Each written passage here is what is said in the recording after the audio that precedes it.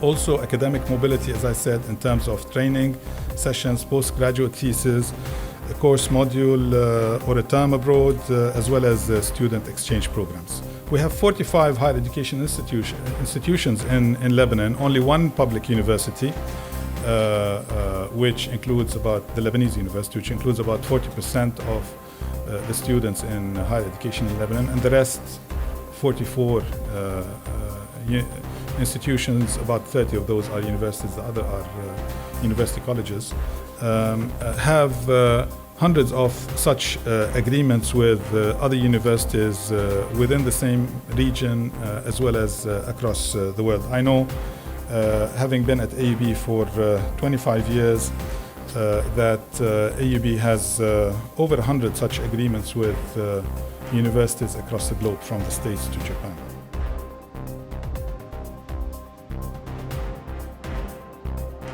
Well, as a member of the current Lebanese cabinet and as a technocrat minister in the Lebanese government, I stand by the position that the government has taken regarding the Syrian situation, which is, by the way, supported by all international players in terms of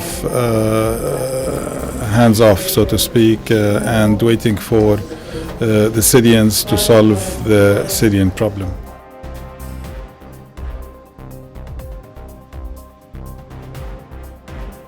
Religious diversity and inclusive citizenship education is neither new nor strange in Lebanon, land of holiness and foothold of prophets and saints, which is famous for its spiritual and cultural wealth, and which Constitution consecrated public freedoms and, most importantly, the freedom of belief, practice of religious rights, and respect for different opinions. In spite of this wealth that we have gained through our education, curricula, and culture, we are facing nowadays the negative winds that blow in the world, impacting our Lebanese youth, and we are in dire need of rethinking religious diversity concepts and linking them to citizenship so that they remain a source of wealth and advancement instead of becoming a reason for division.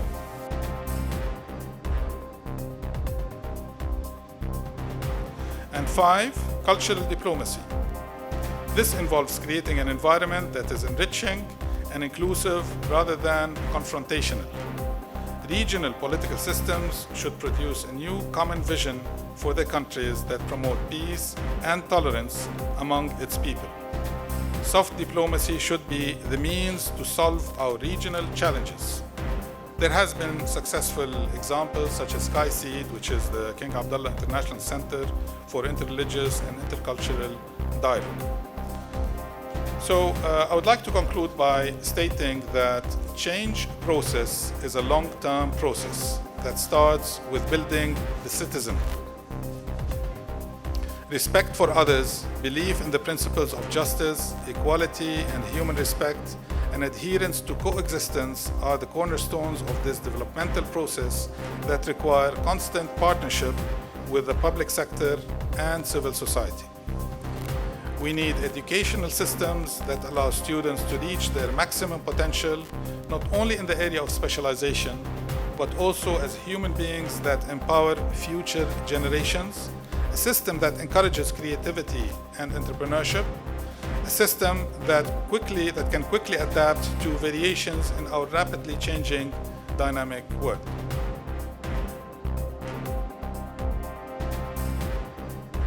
Education in human rights is the fundamental tool for social progress and reform. We need educational systems that allow students to reach their maximum potential, not only in the area of specialization, but also as human beings that empower future generations. We need a system that encourages respect for human rights, a system that can ethically adapt to variations in our rapidly changing dynamic world, a system that produces graduates who accept nothing less than changing the world. This leads me to the core of my talk, which is education and 21st century skills. Quality education is a necessary component for the foundation of a successful society, without any doubt. Almost every country that has transformed into a strong economic power started with reform of its educational system. Education is a major part of the solution for many interconnected problems that the world faces today. It is certainly a major factor that addresses the solution to many of the problems in the MENA region it is now facing, especially with the youth bulge that is the highest globally, with 2/3 under the age of 35. Despite the fact that the MENA region has 60% of the world's oil reserves and 45% of the world's natural gas reserves, and although some MENA countries have invested more in education, it has not led to higher levels of employment.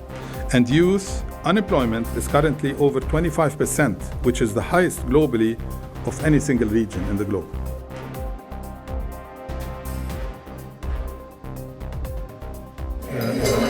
I believe that the change in Lebanon can take place, but there are two things to keep in mind. And this is what, my view when I took over the premiership in Lebanon. First of all, the change has to be from within the system. So it has to be from within the current constitution, laws, and so on. That does not mean that laws cannot change and the constitution cannot change, but we have to work from within the system. The other thing is that we have to work inclusively. So there is very polarized opinions at the political level, at the economic level, social level in Lebanon. Yet we have to find a way to be inclusive so that if not all the political parties, most of the political parties that are represented in the parliament are on board for the specific changes that are needed.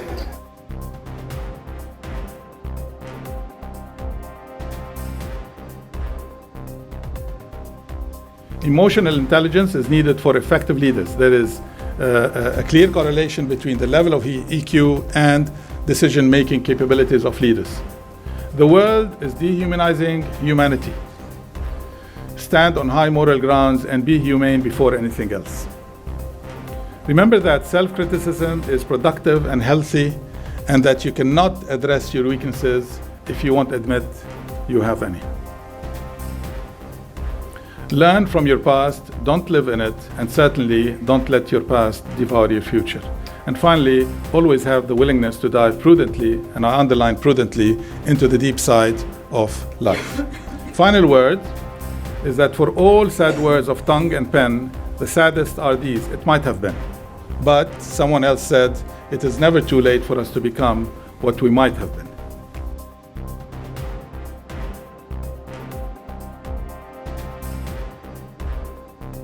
My advice to new generation is that at the core of all our problems and the solutions to these problems is education. Empower yourself with education. Make sure that you get the best possible education you can. Do not stop at the bachelor level. I know that people will say, if I take a PhD, it means I'm going to be a professor. No, you don't have to be a professor. You can be a researcher, you can work in the corporate sector, you can work in companies. Yes, you can be a professor as well. In research institutions, you can do many things. But my personal opinion is that